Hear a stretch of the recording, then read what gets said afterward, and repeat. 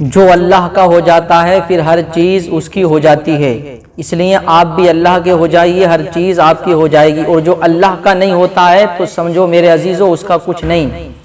بس اللہ سے اپنا رشتہ مضبوط کیجئے، جو اپنا رشتہ اللہ سے مضبوط کرتا ہے پھر اسے دنیا میں کسی چیز کا خوف اور دنیا میں کسی چیز کا غم نہیں رہتا، بلکہ اللہ اپنے اس بندے کی ایسی حفاظت کرتا ہے کہ اللہ اس بندے کو دنیا میں کچھ نہیں ہونے دیتا۔ اس لیے ہمیں اللہ سے اپنا رشتہ مضبوط کرنا چاہیے۔ دیکھیے اعلیٰ حضرت عظیم البرکت علیہ رحمت و رضوان کی شان، اعلیٰ حضرت اپنی والدہ کے ساتھ حج کرنے کے لیے جاتے ہیں پانی والے جہاز سے، کیونکہ پہلے پانی والے جہاز چلتے تھے، اب اڑنے والے ہوائی جہاز، لیکن پہلے پانی والے جہاز چلتے تھے، لوگ انہی سے حج کرنے کے لیے جاتے تھے۔ اگر کہیں کا سفر بھی کرنا ہوتا تو انہی جہاز سے سفر کرتے تھے، اور لوگ حج کرنے کے لیے جاتے تو مہینے مہینے لگ جایا کرتے تھے وہاں تک پہنچنے میں۔ لیکن آج کل تو انسان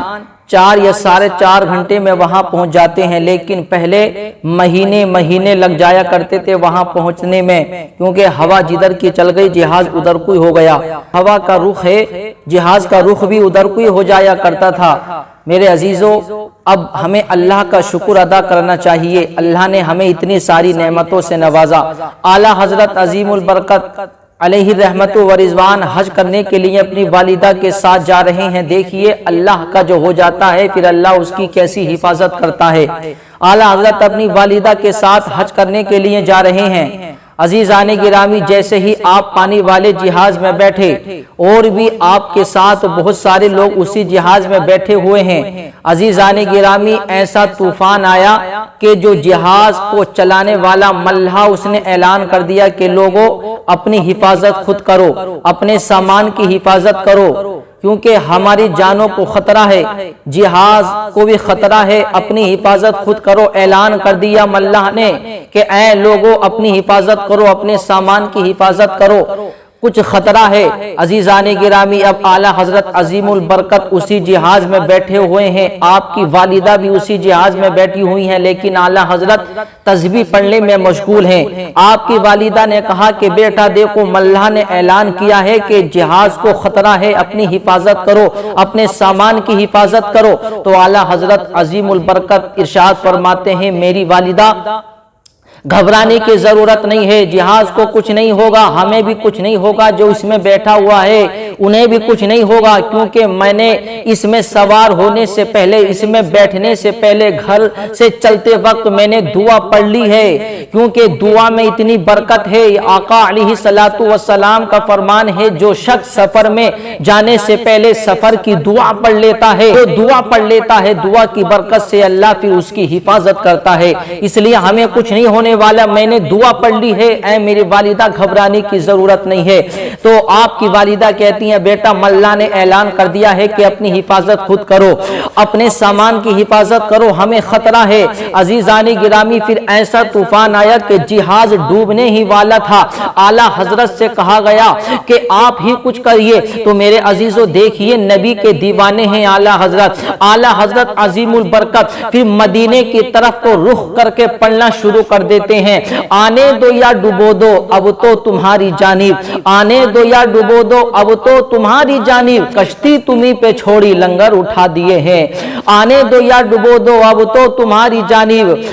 کشتی تمہیں پہ چھوڑی لنگر اٹھا دیے ہیں، ان کی مہک نے دل کے گنچے کھلا دیے ہیں، جس راہ چل دیے ہیں روتے ہنسا دیے ہیں۔ عزیزان گرامی یہ نعت پاک اعلیٰ حضرت نے لکھی،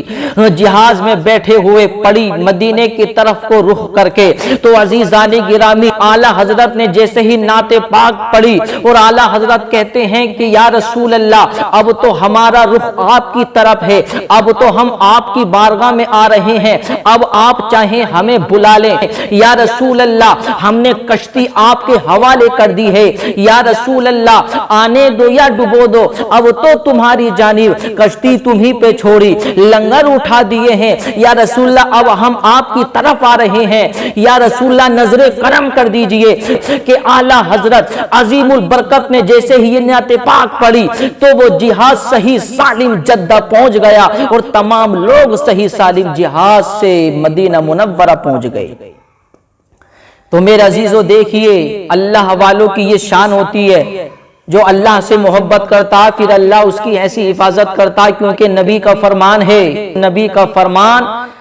اٹل قانون ہے، نبی نے جو فرما دیا وہ کبھی نہیں بدل سکتا۔ نبی نے ارشاد فرما دیا گھر سے چلتے وقت دعا پڑھو سفر کی، تو سفر میں تمہیں کوئی پریشانی نہیں آئے گی۔ اس لیے اعلیٰ حضرت کو اپنی پڑھی ہوئی دعا پر بھروسہ تھا، کیونکہ میں نے قرآن کی آیت پڑھی ہے اور اللہ میری حفاظت کرے گا، اللہ کے رسول ہماری حفاظت کریں گے، ہمیں کچھ نہیں ہونے والا۔ اور پھر واقعی میں دعا کی برکت یہ ہوئی کہ آپ صحیح سالم جدہ پہنچ گئے اور وہاں پہنچ کر آپ بھی مدینہ منورہ پہنچ گئے۔